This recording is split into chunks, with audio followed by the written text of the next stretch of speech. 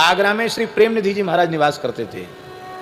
दया दृष्टिवश आगरे, नाभाजी लिख रहे हैं, दया दृष्टिवश आगरे कथा लोक पावन करयो, प्रगट अमित गुण प्रेम निधि धन्य विप्र जिन नाम धर्यो।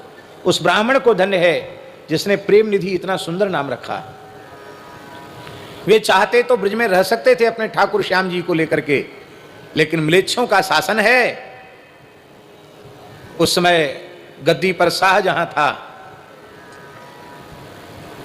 म्लेच्छों का शासन है और हिंदू धर्म को निरंतर नष्ट किया जा रहा है। ऐसी स्थिति में यदि मैं आगरा छोड़ दूंगा तो यहां जिन लोगों को सत्संग मिल रहा है उनका हिंदुत्व, उनकी वैष्णवता बची हुई है, ये भी नष्ट भ्रष्ट हो जाएगी। इसलिए दया दृष्टि बस आगरे। लेकिन दुख की बात है, पवित्र सारस्वत विप्र कुल में जन्म हुआ था प्रेमनिधि जी का, और वे गृहस्थ ब्राह्मण थे। आज भी उनका वंश चल रहा है, उनके वंशज हैं प्रेमनिधि जी के। और ब्यासी ब्राह्मणों ने ही समूह बना करके अब कुछ मुल्ला मौलवियों को भी संग लेकर के शाहजहां के दरबार में शिकायत की। और तो कुछ उनको दिखा नहीं। बोले घोर अन्याय हो रहा है, हिंदू धर्म के साथ खिलवाड़ हो रहा। महाराज आप इस्लाम को मानने वाले हैं, अच्छी बात है, लेकिन आप राजा हैं, आपको सब धर्मों की रक्षा करनी चाहिए, हिंदू धर्म की मर्यादा को बचाइए।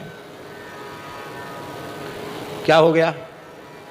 बोले तमाम स्त्रियों को इकट्ठा करता है, प्रेमनिधि नाम का एक कुल कलंक पैदा हुआ है, और वो नाचता है, कभी पैर में घुंघरू बांध लेता है, कभी नाचता है, कभी गाता है, कभी रोता है, स्त्रियां भी नाचने लग जाती हैं। कुछ लोलुप लंपट पुरुष भी स्त्रियों के कारण वहाँ इकट्ठे हो जाते हैं। और महाराज इस सत्संग के नाम पर घोर दुराचार अनाचार हो रहा है। ये शिकायत ब्राह्मणों ने की। जिनको नाभाजी करे प्रगट अमित गुण, जिनके गुणों की सीमा ही नहीं, जिनके नक्शे सिकतक प्रेम ही प्रेम लवालब भरा हुआ है, उन प्रेम निधि के ऊपर दुराचार का आरोप लगाया दुष्टों ने। और बादशाह शाहजहां बड़ा कट्टर था, उसे तो पहले ही खटक रहा था कि यही एक अकेला है जो यहां इस्लाम के प्रचार में बाधक है।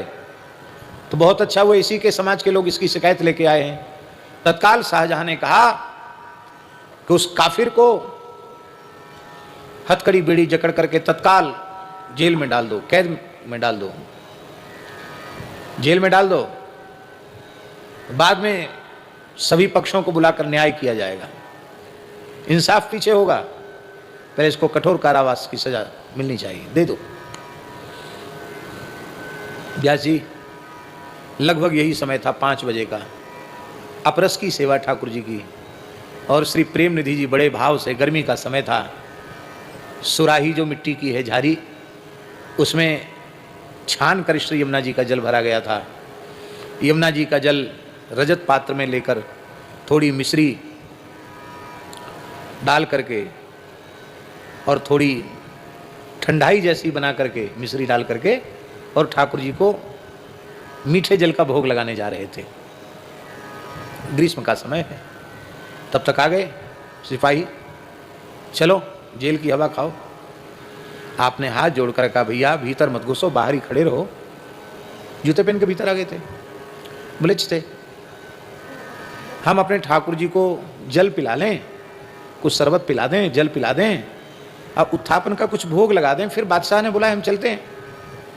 लेकिन उन दुष्टों ने एक नहीं सुनी, हथकड़ियाँ डाल दी और बड़े अपमानजनक ढंग से प्रेमनिधि जी को ले गए और कारागार में बंद कर दिया। इतने श्रेष्ठ भक्त, उन्हें इस बात की परवाह नहीं थी कि अब हम छूटेंगे कि नहीं छूटेंगे, क्या होगा। एक ही बात से रुदन कर रहे थे, हमारे ठाकुर श्याम जी प्यासे हैं, गर्मी का समय है, आहा उनको पिला देते तो कितना अच्छा होता। हाय हाय वे प्यासे हैं, हाय हाय वे प्यासे हैं। बस इतना ही चिंतन कर करके रो रहे थे।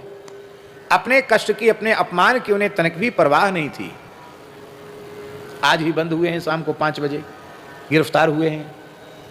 और रात्रि में बादशाह शाहजहां, आगरे की बात है, अपने पलंग पर सोया था।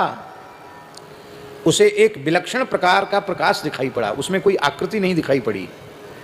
उस प्रकाश को स्वप्न में देखकर उसकी आंखें चकाचौंध से भर गईं। घबरा गया वो, कौन हो तुम? इतनी जोर की रोशनी मेरी आंखों पर क्यों डाल रहे हो? तुम कौन हो? अरे मूर्ख, आवाज आई प्रकाश से, अरे मूर्ख, तू मेरा परिचय जानना चाहता है? तू अपनी भाषा में जैसे अल्लाह कहता है, खुदा कहता है, मैं वही हूं। इस पूरी दुनिया का मैं मालिक हूं।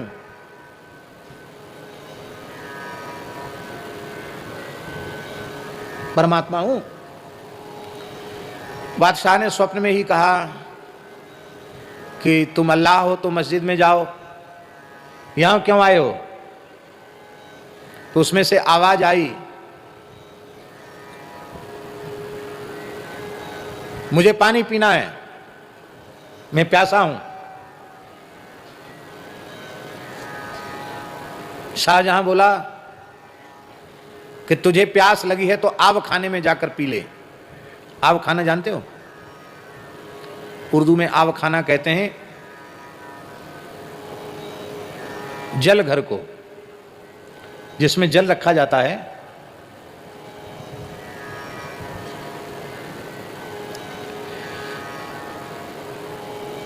जिसमें जल रखा जाता है उसको आव खाना कहते हैं।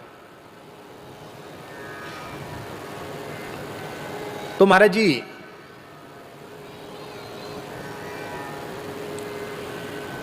आवाज आई, बहुत ध्यान से सुने, बड़ी अद्भुत बात है। उस प्रकाश पुंज से आवाज आई, अरे मूर्ख, नालायक, तुझे प्यास लगती है तो तू क्या आव खाने में जाकर पानी पीता है? बादशाह कांप गया। इतनी जोर से नालायक और मूर्ख कहने वाला ये कौन है? कि नहीं, मैं अपने हाथ से पानी क्यों पीऊंगा? मुझे पिलाने वाले बहुत नौकर हैं, बहुत मेरे गुलाम हैं जो मेरी सेवा करते हैं। तो तुम अपने हाथ से नहीं पी सकते हो तो मैं तुम्हें पिला दूं? स्वप्न में उसने कहा, मैं भर के पिला दूं? कि तेरे हाथ का मैं क्या पानी पीऊंगा? तो मेरे हाथ का पीते नहीं और स्वयं जाकर पी नहीं रहे हो तो कैसे तुम्हारी प्यास बुझेगी?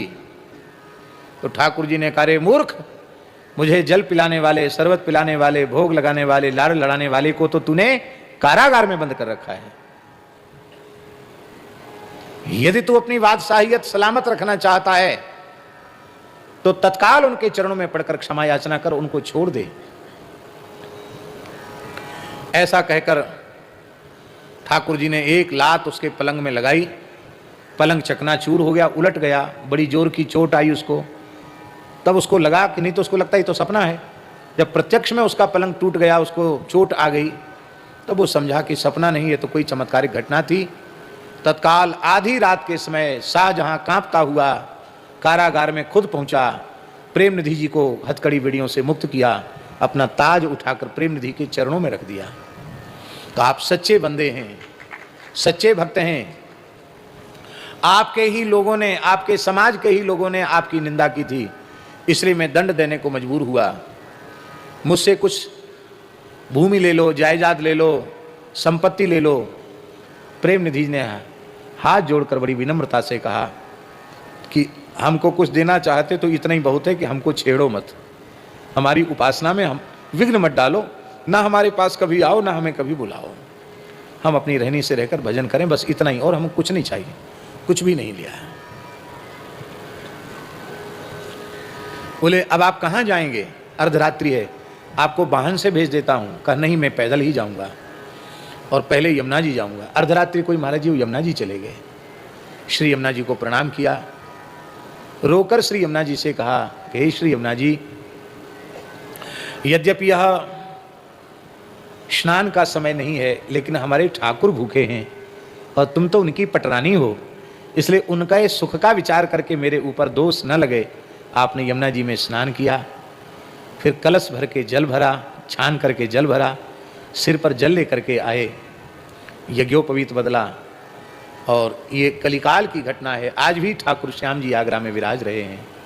जैसे ही जल छान करके ठाकुर जी के सामने रखा, ब्यास जी सुराही भर जल ठाकुर जी पी गए। इतनी प्यास ठाकुर जी को लगी थी।